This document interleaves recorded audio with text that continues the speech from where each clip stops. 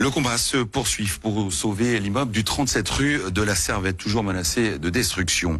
Alors que la ville s'est opposée à cette démolition, aujourd'hui, habitants, associations de quartier et politiques se lancent dans la bataille. Leur message, non, cet immeuble n'est pas un taudis.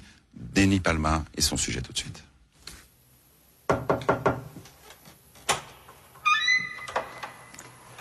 Bonjour, alors bienvenue chez moi.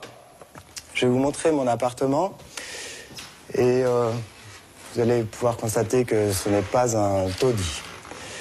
Donc nous avons ici un bel appartement spacieux avec du plancher qui vient d'être fait, parquet partout dans l'appartement.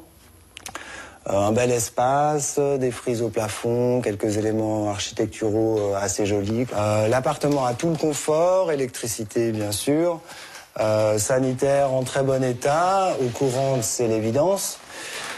Voilà, je vous montre les sanitaires qui viennent d'être faits. La cuisine a été refaite, donc voilà, comme vous pouvez constater, en très bon état. Et voilà. Voilà ce qu'on appelle apparemment un taudis.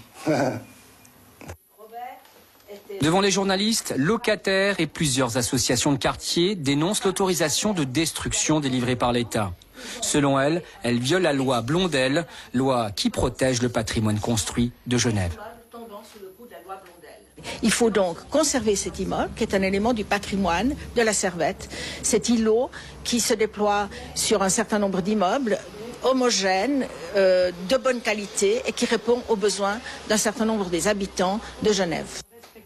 Selon un rapport d'experts du feu, cet immeuble serait vétuste, donc dangereux pour ses habitants. Un argument balayé par Pierre Gauthier, conseiller municipal d'Ensemble à gauche.